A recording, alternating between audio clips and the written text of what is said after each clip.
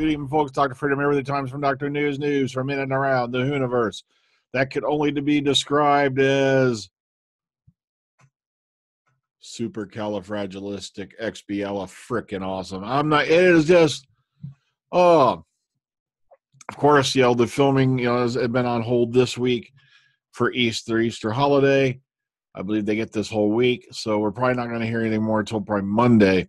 Like I said, before that, though, there was some filming going on in like different little locations here and there. But like I said, they're basically doing ninja filming and get in, get out, take the shot, hey, stuff like that. Just wham, bam, in and out, like a certain something we won't discuss in front of your kids. But let's get onto it. Let's get into it. Let's take a look at what we do have, because we've got some really interesting stuff. Wham ta ta, wham ta ta. Here we go.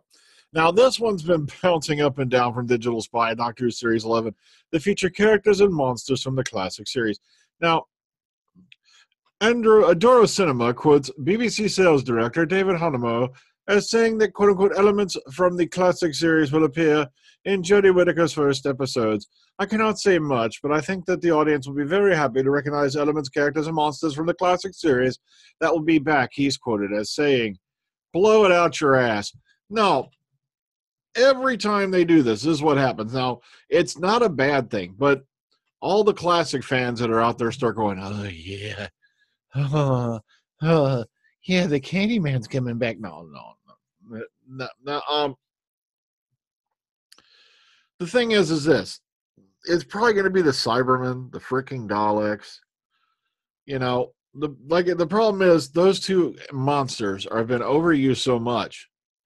And also, we just had a spectacular outing with the Cybermen, with Capaldi's, last episode, before Twice Upon a Time, the whole Bill gets made into a Cyberman, at least right up to the end when they went Deus Ex Machina. But still, an incredible set of episodes there. So it's going to be hard for whoever wants to come back doing their Cybermen and if that's the way they go.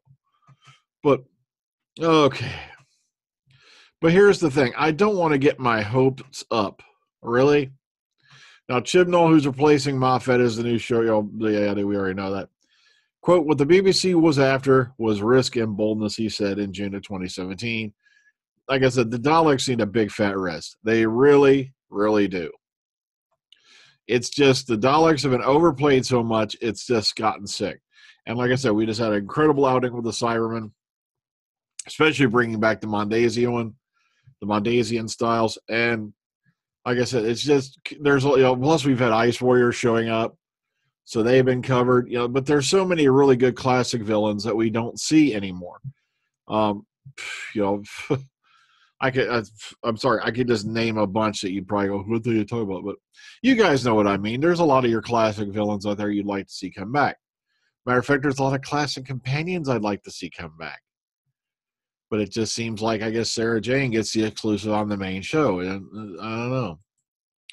Okay, Moffat's, shoveling over potholes. Now he's using his Target version of the book to do it. Okay, the new Target version of Dark Day of the Doctor massively extends the story. And, okay, now, okay, look at this. Now, the X-ray shower did all right, here we go. When asked to provide a novelization for the 50th anniversary Day of the Doctor, he had two choices: create a faithful by-the-letter adaptation, or could throw in all the ideas he had, had at the time, but hadn't been able to include, even though they're throwing massive amounts of money at that piece of shit. That's right. They had to condense it to 75 minutes because of satellite time and the fact that they had to film it in 3D. Sorry, it's just I have no mercy for Day of the Doctor. I really don't. It's a sore subject with me, aka what we call it, Error of the Zygons. A title came up by my friend Bill because it fits it. The Zygon subplot was a total mess. It was garbage. Thanks to a magical MacGuffin device, even though we've taken over the English government in the 16th century, we don't like the way things are here. So we're going to go to the 21st century where we're even more outnumbered, and now we're going to be outgunned. Duh. Even though we can shapeshift, we're, instead of making ourselves into statues, we're going to stand under sheets. Oh, yeah. Oh, sorry, but let's get off that. Deep breath. Okay. Deep breath. All right. And he created a new version of Day of the Doctor that alters plot, adds intriguing new scenes, and subtly hints at the future Doctor Who in a way that, this wouldn't have been possible when it was on in 2013. Okay. So what he did was he added on quite a few things. Like, remember, there was supposed to be a scene in the Black Archive where they showed the posters from the quote-unquote Americanized Dalek movies, the ones that came over here, Peter Cushing and all that. That's what we jokingly call them. Such as Doctor Who and the Daleks, and, of course, Daleks Invasion Earth 2150 AD. And the thing was, though, due to rights issues, they couldn't do the scene. Yes, that's right. They're still fighting over rights issues, and you wonder why they don't want to do collaboration with America anymore with Doctor Who. Look at the Fox movie, and they got how many characters that are still in dispute going on 20-something years later. But, okay, here's a bunch of stuff. Like I said, I'm going to leave this to you if you want to read it, because there's a lot of spoilage in here for this book, okay? But like I said, that's just one of the things he threw in there. So he's trying to basically shovel over all the plot holes now that he's finally had time to look back on what a hunk of flying junk this thing was. I'm sorry, that's my opinion. I never liked Day of the Doctor, so I have no mercy for it whatsoever, nothing but contempt.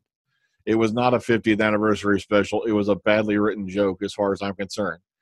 And everyone's like, well, it had John Hurt in it. Yeah, I'm sorry, but I could put John Hurt in front of a camera with a green screen behind with maybe nature scenes reading a encyclopedia, and it would get, what do you call it? It would get A1 ratings because he had that much charisma.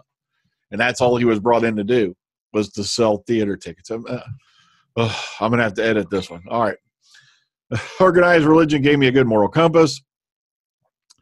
Now, here's the thing. It's a short interview with Dave Tennant, but that's not the central focus of it. That's just one part of it. And it's a nice, short little piece, and that's why I'm going to throw it in here for you to read. Now, I know there are some folks out there who have things against that whole religion question, but that's not really the base. Like I said, it's just one part of it right here. So that's his view on it. If you don't like it, I will. But so that's also more stuff with Tennant here, because, like I said, he had Good Omens as done. He's working on Bad Samaritan, plus You, Me, and Him's debuted. And here's, some photos from, I believe, camping it is.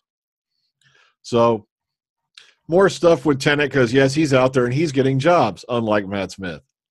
All right, moving on. Harry Potter and Doctor Who starts at Charterhall Comic-Con. This is just a short thing from the Gazette.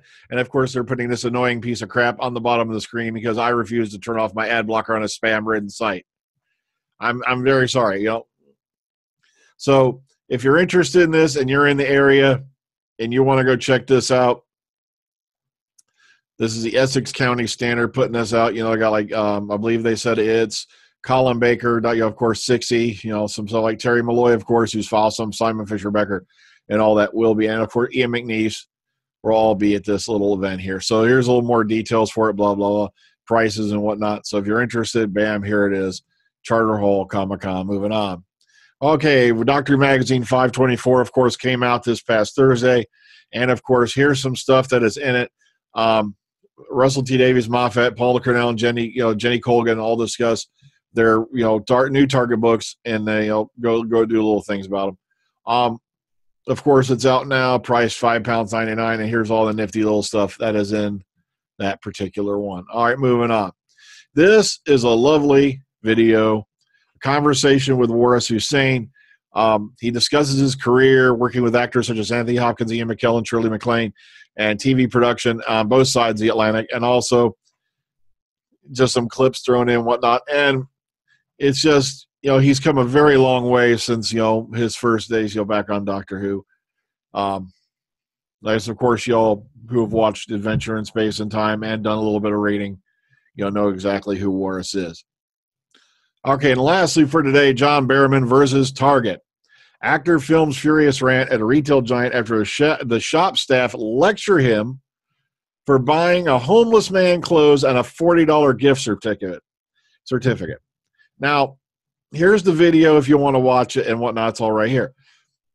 Okay, now, guys, here's the thing. I did 5 years in retail. Well, 10 if you count my 5 years at McDonald's. And the thing is this. I remember a time when retail staff was there to satisfy the customer. And what the customer did with his product once he walked out those doors was not your concern. It wasn't your damn business. Yet now he goes out and he does this very kind thing for this homeless man. And next thing you know, he's got the target. He's getting lectured by his staff. Now, if I had done anything like that back, like say when I was working at like Super K, they would have shown my ass the door so fast you could swear you could see lightning flying out my butthole as I got shot off to the unemployment line. So I can understand why he's pissed. And a lot of companies are doing this shit. Well, we don't want homeless people hanging out in front of our stores, making customers give them shit. And the thing is, the bad news is, folks, there are people out there who've had bad luck. They've had harsh things happen in their life or simple mental illness. And there's a lot of people who are not as lucky as we are, especially you folks who are able to pick up a phone right now and look at this. Why you're staring at a middle-aged fat man ranting about this, I don't know. But you're very damn lucky. Trust me, I wake up every morning and think, God damn, I'm lucky. I could have easily wound up on the street, with the right set of circumstances, with the right set of dominoes falling in the wrong places. It can happen to anybody. But everybody doesn't want to face that. They don't want to think about that. And it just makes me sad. It really does. Mine, like I said, like my next door neighbors, they still don't know if they're even going to get their house fixed, man. Oh, it just amazes the crap out of me, how some people can just turn a blind eye to other people's suffering. It really does. It just weirds me out. Oh, well, folks, sorry about that. I hate to go out on a down note like that, but just amazes the shit out of me. Man's inhumanity to man, man's indifference to other suffering. I'm going to get out of here for next thing you know, I'm talking about happy-go-lucky things like torture, murder, and all that. So good night, folks. Take care. Enjoy the rest of your week. And next time you wake up, and you're thinking that, you're having a drag, your job is hard, I want you to look up. Do you have a roof over your head? Do you know that you're going to be eating that day? Do you know there's going to be a breakfast waiting for you in the next room, no matter how small it is?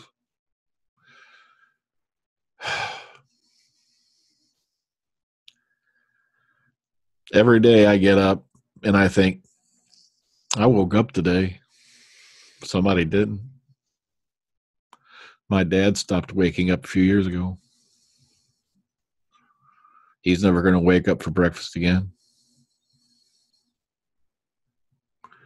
I also think when I get home from work, I made it home today. Alive. Well, my wife is in the house. Alive. My cats are still here. Well, ones who are still here. So every time you think life is kicking you in the head, every time you think you're having it bad, it's the small victories that count. Every day, like I said, I wake up, it's a victory. Every day I make it to work safe, it's a victory. Every time I come home, that's a victory. Without being injured, hurt. Sometimes you just got to stop and think. And I hate to quote a line from the Circus of Dr. Lau, but I'm alive, and that's the greatest thing in the world to be. Good night.